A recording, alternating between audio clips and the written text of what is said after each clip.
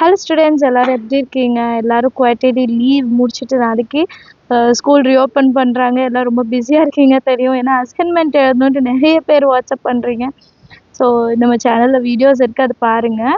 And நிறைய பேர் சொல்லியிருந்தாங்க ஒரு சில வீடியோஸ் வரலான்ட்டு. நீங்கள் எந்த எக்ஸசைஸ் நீங்கள் வந்து சர்ச் பண்ணுறீங்களோ அது கூட சைடில் ஹிபா மேக்ஸ்ன்னு ஆட் பண்ணுங்கள். அப்போது சர்ச் லிஸ்ட்டில் உங்களுக்கு ஃபஸ்ட்டே வந்துடும், சரிங்களா? ஸோ அது மறந்துடாதீங்க. நாளைக்கு ஸ்கூல் எல்லாமே ரெடி பண்ணிட்டீங்களா? யூனிஃபார்ம்லேருந்து கிளாஸ் ஒர்க்ஸ்லேருந்து. பிகாஸ் என் பசங்களுக்கும் நான் அதே தான் செஞ்சிட்ருக்கேன். அவங்களோட யூனிஃபார்ம்ஸ், அவங்களோட ஸ்கூல் திங்ஸ் எல்லாமே ரெடியாக இருக்கா? ஷாக்ஸு எல்லாமே வச்சுருக்காங்களா கரெக்டாக அப்படின்னு சொல்லி பார்த்துட்ருக்கேன். ஸோ நீங்களும் இதே மாதிரி தான் பண்ணிட்டுருப்பீங்கன்னு நினைக்கிறேன். ஸோ குவார்ட்டர்லி மார்க் நிறைய பேருக்கு தெரிஞ்சிருக்கும். நீங்கள் என்ன ஒர்க் பண்ணீங்களோ அதுக்கேற்ற மாதிரி மார்க் வந்திருக்கும். ஸோ நெக்ஸ்ட்டு செகண்ட் மிட் டெர்ம்க்கு நீங்கள் எப்படி நீங்கள் வந்து படிக்க போகிறீங்கன்றது டிசைட் பண்ணிடுங்க ஃப்ரம் டே 1. சரிங்களா? டே 1ல இருந்தே நீங்கள் வந்து அதை எக்ஸிக்யூட் பண்ணால் மட்டும்தான் முடியும்.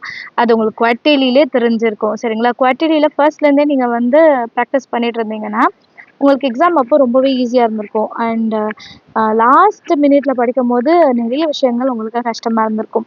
ஸோ அதனால் செகண்ட் மிட் டெர்ம்க்கு வந்து நீங்கள் இப்போ என்ன பண்ணணும்னா ஃபர்ஸ்ட்லேருந்தே ப்ராக்டிஸ் ஸ்டார்ட் பண்ணிவிடுங்க.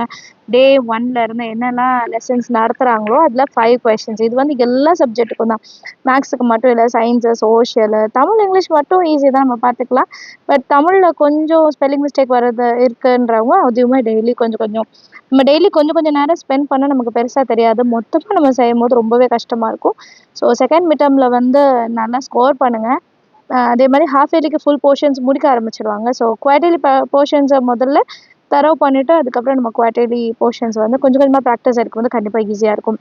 அண்ட் எப்படி குவார்ட்டர்லிக்கு இம்பார்ட்டன்ட் கொஷின்ஸ்லேருந்து எல்லாமே நான் சேனலில் கொடுத்தோன்னா அதே மாதிரி ஹாஃப் இயர்லிக்கும் கண்டினியூஸாக இருக்கும். ஸோ நம்ம சேனல் இது வரைக்கும் சப்ஸ்கிரைப் பண்ணலன்னா மறக்காமல் சப்ஸ்கிரைப் பண்ணிவிட்டு ஃபாலோ பண்ணுங்கள்.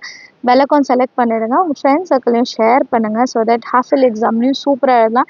நிறைய பேர் எனக்கு மெசேஜ் பண்ணியிருந்தாங்க, குவார்ட்டர்லியில் சென்டம் எடுத்திருந்தேன், 98 எடுத்திருந்தேன், ரொம்பவே ஹாப்பியாக இருந்தது. இதே மாதிரி half yearly exam and annual எக்ஸாம்லையும் நம்ம ஃபுல் மார்க் ஸ்கோர் பண்ணோன்னா இன்னும் சூப்பராக இருக்கும். ஸோ என்னோட சைட்லேருந்து உங்களுக்கு சப்போர்ட் எப்போவும் இருக்கும். நீங்களும் அதுக்கு கொஞ்சம் ஹெல்ப் பண்ணணும், சரிங்களா? ஸோ நீங்களுமே சொல்கிறத கொஞ்சம் ஃபாலோ பண்ணிங்கன்னா நம்ம ஈஸியாக ஸ்கோர் பண்ணிடலாம். அண்ட் 10th ஸ்டாண்டர்டுக்கும் 9th ஸ்டாண்டர்டுக்கும் ஆன்லைன் கிளாஸ் மேக்ஸுக்கு போயிட்டுருக்கு, நிறைய பேருக்கு தெரியும். டீட்டெயில்ஸ் வேணால் ஸ்க்ரீனில் தெரியுற வாட்ஸ்அப் நம்பருக்கு ஒரு மெசேஜ் பண்ணுங்கள் போதும், சரிங்களா? நான் உங்களுக்கு பேலன்ஸ் டீட்டெயில்ஸ் எல்லாமே சொல்கிறேன். தேங்க்யூ ஸோ மச் ஃபார் வாட்சிங்.